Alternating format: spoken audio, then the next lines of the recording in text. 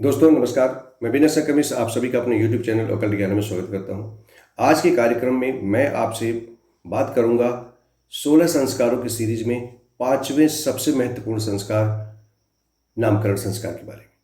वास्तव में नामकरण संस्कार क्यों महत्वपूर्ण है और आज का ये वीडियो इसलिए भी बहुत ज़्यादा महत्वपूर्ण है कि इसमें न्यूमरोलॉजी का सबसे महत्वपूर्ण अंग काम करेगा। तो इसलिए इस पूरे वीडियो को लास्ट तक जरूर देखें और इससे आपको यह पता लगेगा कि नामकरण में नाम रखना जितना महत्वपूर्ण है उससे भी ज़्यादा जरूरी है कि हम नाम को सही रखें। कम से कम आज पूरे विश्व में उन क्षेत्रीय भाषाओं के साथ साथ अंग्रेजी का अपना एक महत्व है और हम चाह करके भी उससे विलग नहीं हो सकते।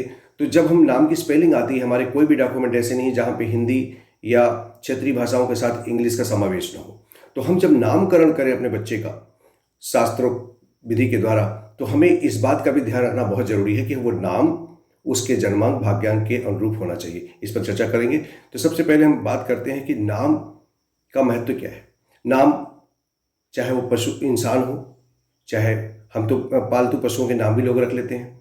तो नाम की इतनी महत्ता है कि बिना नाम के किसी व्यक्ति को पहचानना, किसी वस्तु को पहचानना संभव नहीं है। और जब लोग पालतू पशुओं का, अपने जंतुओं का नाम रख लेते हैं, तो जब उनको नाम के द्वारा पुकारा जाता है तो उनको बड़ी प्रसन्नता होती है। तो नाम का अपना एक महत्व है और नाम किसी व्यक्ति विशेष के लिए बहुत महत्वपूर्ण है। और आचार्य बृहस्पति जी कहते हैं कि नाम अखिल व्यवहार और मंगलमय कार्यों का हेतु है, यानी उसका प्रमुख कारक है। और नाम से ही मनुष्य यश कीर्ति स्थापित करता है, प्राप्त करता है। इसी से ये सिद्ध होता है कि नाम कर्म प्रशस्त है, बहुत आवश्यक है। बिना सही नाम के या किसी व्यक्ति या जो शिशु पैदा हुआ उसका नामकरण करना कितना महत्वपूर्ण है। नामाखिलस्य व्यवहार हेतु, ये कहा गया है कि नामाखिलस्य व्यवहार हेतु सुवावहम कर्मसु भाग्य हेतु नामनेव कीर्तिम लभते मनुष्य ततः प्रशस्तम खलु नाम कर्म। अर्थात व्यक्ति अपने नाम से समस्त कीर्ति प्राप्त करता है, समस्त वैभव प्राप्त करता है। और हर मंगल कार्य में, हर शुभ कार्य में नाम का होना बहुत जरूरी है। धर्म सिंधु में कहा गया है कि नाम कैसा होना चाहिए। नाम देव नाम से संबंधित होना चाहिए, नक्षत्र के नाम पर होना चाहिए, मास के नाम पर होना चाहिए। हालांकि हमने आज पाश्चात्य सभ्यता के वशीभूत होकर हमने अपने, मुझे बार बार कहने में बड़ा अफसोस होता है, बड़ा दुख भी होता है कि मुझे ये बार बार कहना पड़ता है कि हमने अपने मूल संस्कारों को छोड़ा है। हमें नामकरण संस्कारों को भी बहुत मामूली से कार्य प्रयोजन में निपटा देते हैं, इनको छोड़ा है। हमने ऐसे ऐसे अपने परिवारों के नाम सुने हैं, ऐसे लोगों के जिसका नाम का कोई महत्व ही नहीं आता। तो नाम का क्या महत्व है, मैं आगे कहानी के माध्यम से बताऊंगा कि नाम कितना महत्वपूर्ण है। तो आज इस नामकरण संस्कार में पहले तो हम ये जान लें कि नामकरण कब करना है, और अगर वो जो तिथि है वो चूक गए या अगर उस तिथि पर हम किसी कारण से नहीं कर पाए तो हमें कब करना चाहिए। तो आइए मैं आपको बताऊं कि नामकरण संस्कार जब श्रुतिका या माता जिसने पुत्र को जन्म दिया है, पुत्री को जन्म दिया है, जब 10 दिन बाद शुद्ध हो जाती है, सूतक समाप्त हो जाता है, तो 11वें दिन यानी 10वें दिन की रात्रि व्यतीत होने के बाद नामकरण संस्कार का कार्य होना चाहिए। नामकरण संस्कार को विधिवत कराएं, ये मेरा आप लोगों से बार बार आग्रह है। क्योंकि नाम जब कराएं तो उसको भी यज्ञ का स्वरूप दें, उसको भी पूजा का स्वरूप दें। वो छोटा कार्य नहीं है। आपके घर एक संतति आई है, उसको आप बनाना चाहते हैं भगवान राम जैसा, उसको आप बनाना चाहते हैं कृष्ण जैसा, तो उन चीज़ों को करिए। अब आपने नामकरण संस्कार के प्रयास कर बाकी सब चीज़ें करके काम करिए। अगर किसी कारण से 11वें दिन नामकरण संस्कार नहीं हो पाता है तो आप 18वें दिन, 19वें दिन या 100वें दिन भी कर सकते हैं। ऐसा शास्त्रों में मत है। यानी ऐसा नहीं कि वो दिन छूट गया तो नहीं कर सकते, 100वें दिन तक आप कर सकते हैं। इसके साथ साथ आपने नामकरण संस्कार कर लिया। यहाँ पर मैं एक चीज़ सबको रोकूंगा कि आप सिर्फ इतने पे नामकरण संस्कार न कर लें। यहाँ पर अंक ज्योतिष न्यूमरोलॉजी का काम शुरू हो जाता है। क्यों शुरू हो जाता है कि आपने अपने मन में जो नाम सोचा है, क्योंकि नामकरण जिस दिन करेंगे तो उस नाम की घोषणा होगी कि ये मेरे पुत्र का या पुत्री का नाम होगा और नाम का सही होना बहुत जरूरी है। तो आप यहाँ पर अंक ज्योतिष न्यूमरोलॉजी का यूज करें, प्रयोग करें। इसलिए कह रहा हूँ कि नाम ही वो तुरुप का पत्ता है, वो सबसे बड़ी सक्सेस की है कि जब कभी किसी जातक का, किसी बालक या बालिका का जन्मांक और भाग्यांक जब सुमेलित नहीं होते, बैर भाव रखते हैं, शत्रुता का भाव रखते हैं, वहां पर नाम ही एक ऐसा नामांक ही एक ऐसा अस्त्र है जो दोनों को साध लेता है। तो इसलिए जब बच्चे का नाम करें, भले ही उनका जन्मांक भाग्यांक बहुत अच्छा है, तो अगर सही सही उसको एक और मित्र मिल जाए तो बहुत बढ़िया काम हो जाएगा। ये जो त्रिकोण है जन्मांक, भाग्यांक और नामांक का, यानी ड्राइवर, कंडक्टर और नेम नंबर का, इस त्रिकोण को हमेशा ऐसा होना चाहिए जो जिस गति में चले तो समान गति से चलता रहे, उनके बीच में सामंजस्य बना रहे। तो निश्चित रूप से आप पाएंगे कि वो जातक जिसका भी नामांक उसके जन्मांक भाग्यांक से कंपैटिबिलिटी रखता हो, वो अद्भुत कार्य करके दिखाएगा। भले ही उसके ड्राइवर कंडक्टर में कॉन्ट्रडिक्शन हो, परंतु सफलता जरूर पाएगा। तो नाम के कारण के आप करेंगे क्या?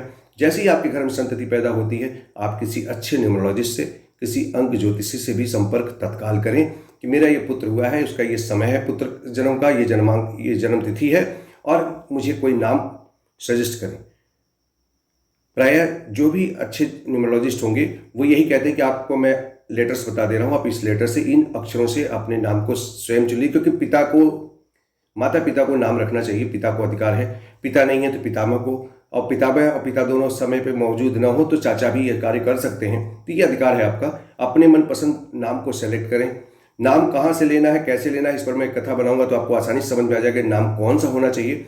फिर भी आपकी जो पहली प्राथमिकता होनी चाहिए कि जो भी आप नाम चुने और जिस लेटर से उस बच्चे की कंपैटिबिलिटी बेटर रहेगी, उस लेटर से मिलते हुए नाम चुने। बहुत लंबी सीरीज है नाम की, आप चुनना चाहेंगे तो बहुत बहुत नाम मिल जाएंगे। भगवान कृष्ण के ही, विष्णु जी के ही एक हजारों नाम हैं। तो आप कोई भी नाम चुने, तो उस नाम को चुनने के बाद फिर उससे कंसल्ट करें और उनसे बताएं कि मेरे बेटे का जन्मांक, भाग्यांक और नामांक चेक कर लीजिए कि ये उचित है कि नहीं। तो उसमें जो भी स्पेलिंग सेट करनी है वो स्पेलिंग पहले से सेट हो जाए, वरना बाद में चल के अगर आप किसी न्यूमरोलॉजिस्ट से मिलते हैं, नाम की स्पेलिंग ऐसी जोड़ना घटाना पड़ता है तो बड़ा अटपटा लगता है, लोगों को अजीब लगता है, लेकिन मजबूरी हो जाती है। तो आप वो नामांक निकलवा करके वो नाम पहले से चयन करके रख लें, उसकी घोषणा न करें। और जैसे वो 11वां दिन आता है, आप नामकरण संस्कार में जाएं, तो जो ब्राह्मण के द्वारा नाम आए और उसके बाद आप अपना नाम भी उसमें रखें और उस नाम को ही घोषणा कर दें कि ये मेरे पुत्र का नाम है, ये मेरी पुत्री का नाम है।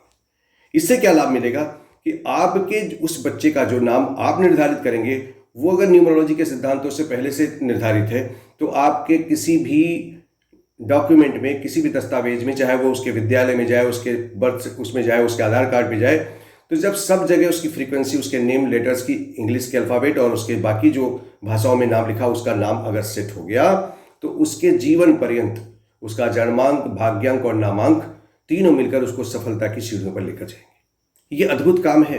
ये नामकरण संस्कार के दिन ही सेट कर लीजिए। क्यों हम इंतजार करें कि जब बड़ा हो जाएगा तो सेट करेंगे? परिणाम क्या होगा कि पहले सेट कर लिया तो आपको उसके पढ़ाई से लेकर के हर जगह आपको सुविधा हो जाएगी। अब नाम कैसा होना चाहिए, ये तो मैंने बता दिया कि आपको अंक ज्योतिष के सिद्धांतों का पालन करना है। आपका बच्चे का जन्मांक निकालना है, बच्चे का भाग्यांक निकालना है, उसका नामांक निकालना है, नेम नंबर निकालना है, तीनों कंपैटिबिलिटी चेक करके नाम रखिए। नामकरण संस्कार के दिन नामकरण संस्कार विधिवत पूजन पद्धतियों के साथ करिए। एक मित्र मंडली, परिवार सब मिल करके पूरे उत्साह के साथ बच्चे का नामकरण संस्कार करें और वही नाम रखें जो न्यूमरोलॉजी के सिद्धांत से परफेक्ट हो। अब नाम रखना किस पर चाहिए, मैं एक छोटी सी कथा सुनाता हूं आपको। श्रीमद् भागवत महापुराण के प्रथम खंड में स्कंद 6 में एक कथा आती है, अजामिल की कथा। अजामिल की कथा में एक अजामिल है, ब्राह्मण है, बहुत सदाचारी ब्राह्मण है और धर्म कर्म में विश्वास करने वाला ब्राह्मण था। परंतु एक बार वो जंगल में जा रहा था तो वहां वो देखता क्या है कि एक व्यक्ति एक वेश्या के साथ अर्धनग्न अवस्था में कोई अपना जो प्रेमालाप कर रहे हैं सब, उसको देखकर वो न चाहते हुए भी बार बार अपना मन, मस्तिष्क वहां से हटाने का प्रयास कर रहे हैं, परंतु उनका मन उस जो है सुंदरी पे आसक्त हो गया, जो वेश्या थी उस पर आसक्त हो गया। और इतना आसक्त हो गया कि वो दिन रात चिंतन मनन में सब कुछ भूल करके उसी के प्रेम में फंस गए। और वो जो मांग करती, चाहे जो जिस भी सामग्री का, आभूषण का, श्रृंगार का जो मांग करती, वो अजामिल उसको पहुंचाना शुरू कर दिया। परिणाम यह हुआ कि अपने पिता से विमुख हो गए, अपनी ब्याहता स्त्री को छोड़ दिया, अपना परिवार छोड़ने के बाद सब कुछ दिन रात सिर्फ और सिर्फ उस वेश्या का चिंतन और उसके साथ रहना, पाप कर्म में गिरते चले गए। अब उनका जो पहले पूजन पाठन समाज में स्थान था वो धीरे धीरे नष्ट हो गया, नष्ट भ्रष्ट हो गया। और धीरे धीरे उस महिला से उनके पास 9 संतान होती हैं। 10वीं संतान के समय जब गर्भवती है महिला, तो उस समय चूंकि उसके पास खाने पीने के, वो 2 लोगों के साथ छीनती करके, डकैती करके, लड़ के, झगड़ा करके, डरा के, धमका कर जो कमा के लाता था, उससे परिवार का सेवन होता था। एक व्यक्ति, एक साधु सन्यासियों का एक समूह आता है उनके पास, तो लोगों ने आनंद लेने के लिए कि जाएगा तो वहाँ गाली सुनेगा, कम से कम अजामिल 10-12 और गाली सुनेगा, इसका और श्राप लगेगा, उसको भेज देते हैं उसकी तरफ। कभी कभी जब किसी व्यक्ति के तारण का समय आता है तो कुछ चीज़ें अनावश्यक रूप से हो जाती हैं।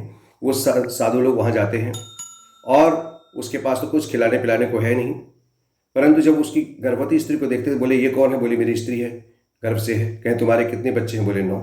तो बोले 10वां संतान है। तुमने बड़ा पाप कर्म किया है अजामिल, और तुम बड़े अधम हो।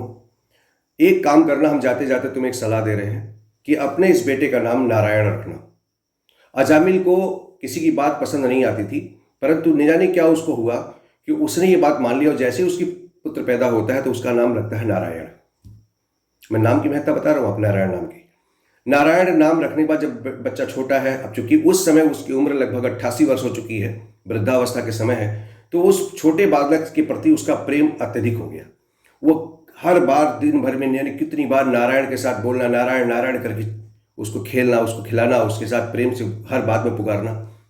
अगर बिस्तर पे लेटा हुआ तो नारायण नारायण पुकारने की वजह से, अब नारायण किसका नाम है आप सभी जानते हैं, नारायण भगवान विष्णु को कहते हैं। परमपिता परमेश्वर को नारायण कहा जाता है। तो नारायण के वाचन से उसके पाप कर्म धीरे धीरे छीड़ होने शुरू होते हैं, और एक दिन उसको लगता है कि मुझे यमराज के कुछ दूत आकर मुझे बांध के ले जाना चाहते हैं, और इतना भयभीत हो जाता है कि बिस्तर पे पड़े पड़े चिल्लाता है, हे नारायण मुझे बचाओ, हे नारायण मुझे बचाओ, हे नारायण मुझे बचाओ। अब क्या है, परमपिता परमेश्वर भगवान विष्णु को उस पर दया आ जाती है, और तुरंत उनके पार्षद आ जाते हैं और यमराज के दूतों को रोक देते हैं। यमराज के दूत उनसे बहस करते हैं, विवाद करते हैं कि ये व्यक्ति बहुत पापी है, इसने बड़ा अत्याचार किया है, इसने बड़े पाप किए हैं, इसको हर हालत में दंड मिलना बहुत जरूरी है। तो उनके पार्षद, भगवान विष्णु के पार्षद कहते हैं कि नहीं, इसने पाप कर्म किए हैं, इसने सारे पाप कर्म किए, इसे कोई नहीं हो सकता, परंतु इसने नारायण का नाम ले लिया है। एक बार नहीं 3-3 बार नाम लिया है, हे नारायण मुझे बचाओ, हे नारायण मुझे बचाओ। और भगवान को आप जानते ही हैं, भगवान नारायण का जो कोई दिल से, पूरे अंतर मन से जब उन्हें कोई पुकार लेता है तो उसके कई जन्मों के पाप धुल जाते हैं। आज अजामिल निष्पाप हो चुका है, इसीलिए आप इसे लेकर जा नहीं सकते, और यमदूत वापस चले जाते हैं। यह है नाम की महत्ता। नारायण नारायण कहने से पापी अधम अजामिल तर गया। तो इसीलिए जब अपने पुत्र या पुत्री का नाम रखें तो इस बात का निश्चित ध्यान रखें कि नाम बहुत महत्व रखता है। ये ना सोचें कि नाम में क्या रखा है, नाम बहुत महत्व का रखता है। इसीलिए जब नाम रखें तो उसका एक भाव ऐसा हो। पहले जो हमारे पूर्वज रहे हैं तो उन्होंने अपने बच्चों, अपनी संतति का नाम इस प्रकार का रखा, उसमें कहीं न कहीं से प्रभु का नाम जुड़ा रहे, ताकि बुलाते में अज्ञानतावश भी कभी मृत्यावस्था के समय उसका नाम ले लें तो तर जाए। नाम अजामिल ने केवल कहा नारायण नारायण, तर गया वो। तो ऐसे में हम जब अपने बच्चों का नाम रखें तो इस बात का भी ध्यान रखें कि वो नाम महत्व का हो। मैं ये नहीं कह रहा हूँ सभी लोग ईश्वर का ही नाम रखें, आप अपनी स्थिति से रखने के लिए स्वतंत्र हैं, परंतु नाम का महत्व मैंने बताया एक कथा के माध्यम से, और ये श्रीमद् भागवत पुराण में है, वर्णन है, मैंने कोट भी किया आपको। प्रथम खंड के 6वें स्कंद में पूरी कथा मिल जाएगी, आप चाहे तो पढ़ सकते हैं। तो आप अगर नामकरण संस्कार करते हैं तो जो प्रमुख बातें हैं वो ध्यान रखने की, एक तो शुभ मुहूर्त में करें। शुभ मुहूर्त में भी आपको कुछ चीज़ों का ध्यान रखना है। वो क्या करना है कि आपको वैधृति, भद्रा, व्यतिपात, ग्रहण और संक्रांति, यहाँ तक कि अमावस्या और श्राद्ध के दिनों में नामकरण संस्कार नहीं करना चाहिए। इस बात का ध्यान रखना चाहिए। और अगर शुक्र अस्त हैं, गुरु अस्त हैं, तो उस समय भी आप नाम रख सकते हैं, उसमें कोई दोष नहीं। मलमास आदि में भी नाम रखा जा सकता है, नामकरण किया जा सकता है, लेकिन जो मैंने बाकी बताए हैं उसमें नामकरण संस्कार से बचना चाहिए, नहीं करना चाहिए। तो आप नामकरण संस्कार में शुभ मुहूर्त निकलवा लें। शुभ मुहूर्त में नामकरण को 11वें दिन ही होना, तो शुभ मुहूर्त निकलवा लें और उस शुभ मुहूर्त में करें। और उससे पहले आप न्यूमरोलॉजिस्ट से मिलकर अपने बच्चे का एक प्रॉपर नेम सेलेक्ट कर लें और उसके बाद उस दिन घोषणा कर दें उसकी, ये नामकरण संस्कार हो गया। और आप पाएंगे कि आपके बालक जितना आगे बढ़ेगा उतना ही आपको अद्भुत उल्लास की अनुभूति होगी। तो दोस्तों, मुझे पूरा भरोसा है कि मेरा वीडियो पसंद आया होगा।